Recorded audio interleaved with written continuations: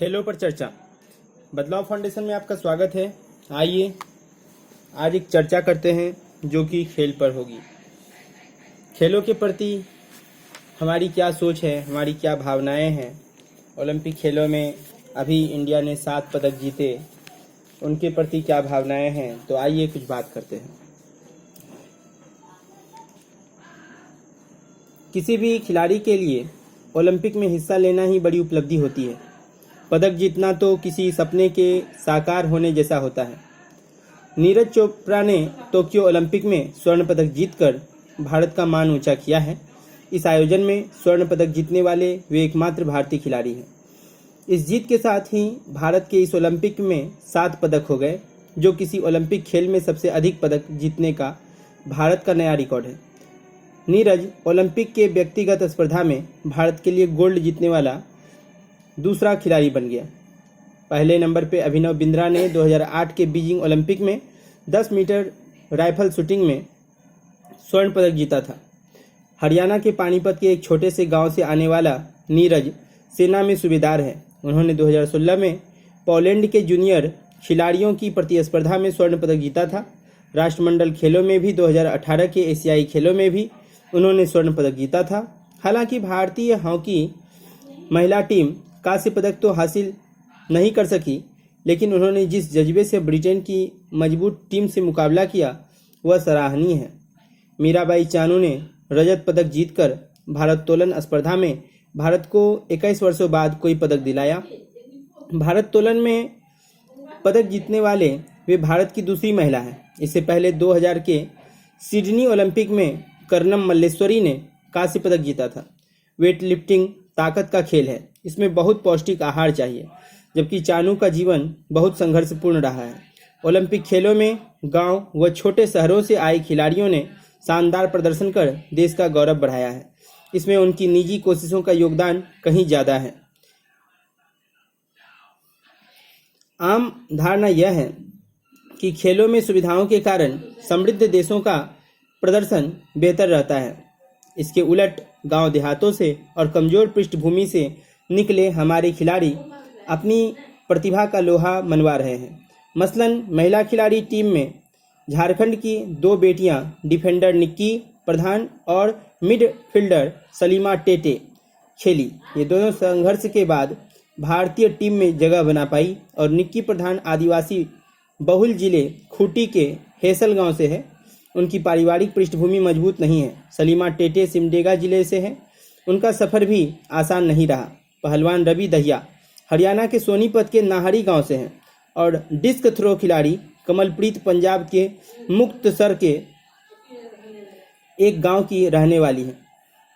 मुक्केबाज लवलीना असम के गोलाघाट जनपद के बरो मुखिया गांव से हैं और पैदल चाल में हिस्सा लेने वाली मेरठ की प्रियंका गोस्वामी के पिता यूपी रोडवेज में परिचालक थे, अर्थात ड्राइवरिंग का काम करते थे।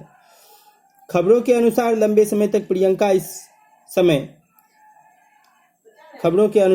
प्रियंका एक समय का खाना गुरुद्वारे के लंगर में खाया करती थी।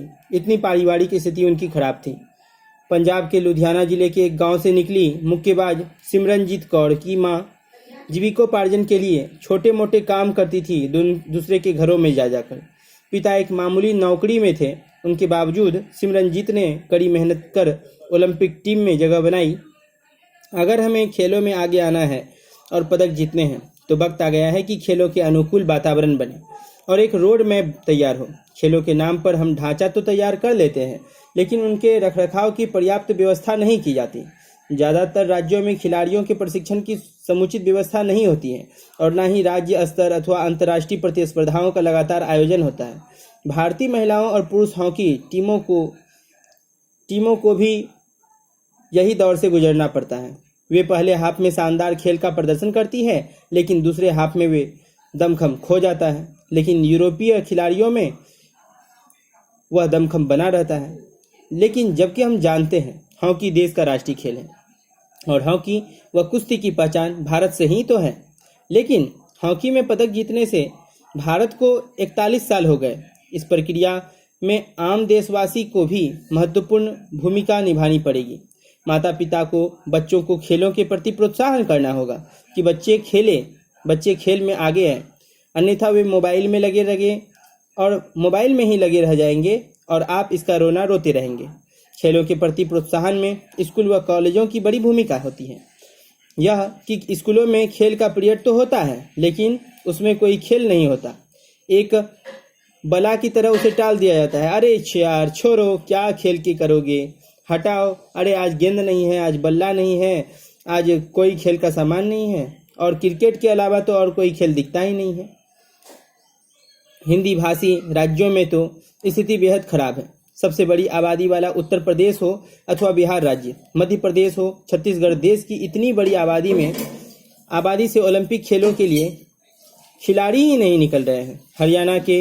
हरियाणा से जरूरी और कुश्ती में अनेक खिलाड़ी गए, लेकिन हरियाणा से कुश्ती के लिए कुछ खिलाड़ी निकल रहे हैं। खिलाड़ी सामने तो आ रहे हैं। झारखंड में तीरंदाजी, हॉकी और फुटबॉल खेली जाती है, लेकिन ओलंपिक महिला हॉकी में केवल 2 खिलाड़ी खेली है। कहाँ से? झारखंड से। अंतर्राष्ट्रीय स्तर पर लड़कों की कोई भागीदारी नहीं है। देश की आबादी में आधी फीसदी से भी कम हिस्सेदारी रखने वाला मणिपुर अब तक लगभग 1 दर्जन ओलंपिक स्तर के खिलाड़ी तैयार कर चुका है। टोक्यो ओलंपिक में मणिपुर के 6 खिलाड़ी, मैरी कॉम बॉक्सिंग के लिए, सुशीला चानू हॉकी और एस नीलकांता हॉकी, मीराबाई चानू भारोत्तोलन, देवेंद्रो सिंह बॉक्सिंग और एल सुशीला देवी जूडो, ये सभी मणिपुर से ने हिस्सा लिया। और राष्ट्रीय खेलों में भी मणिपुर के खिलाड़ी दमदार प्रदर्शन करते हैं और अपनी उपस्थिति दर्ज कराते हैं। ओडिशा सरकार ने हॉकी को बढ़ावा देने में बड़ा योगदान दिया। ओडिशा 2023 में होने वाले पुरुष हॉकी विश्व कप की मेजबानी भी करेगा।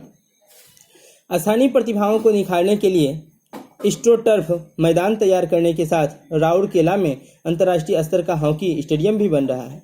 यदि हर राज्य केवल एक खेल को बढ़ावा देने लगे, मान लीजिए कि हर राज्य 28 राज्य में से हर राज्य एक खेल को ही बढ़ावा देने लगे, अलग अलग खेलों को, तो देश में खेलों के स्तर में भी सुधार आ सकता है। लेकिन हम भारतीयों की दिक्कत यह है कि हम खेलों में तो सिर्फ क्रिकेट को जानते हैं, खेलों में क्रिकेट के आगे कुछ सोचते ही नहीं हैं।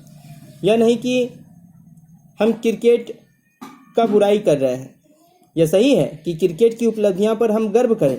मैं स्पष्ट कर दूं कि मैं क्रिकेट के खिलाफ नहीं हूं, लेकिन यह तथ्य हमारी शर्मिंदगी को कम नहीं कर सकती। हम अन्य खेलों में कहीं नहीं ठहरते हैं, ऐसा माना जाता है।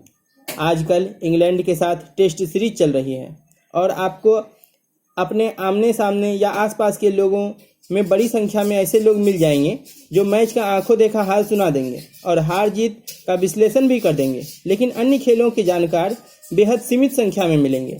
यही वजह है कि 1.25 अरब से अधिक आबादी का यह देश ओलंपिक में केवल 7 पदक जीतकर ला पाया है।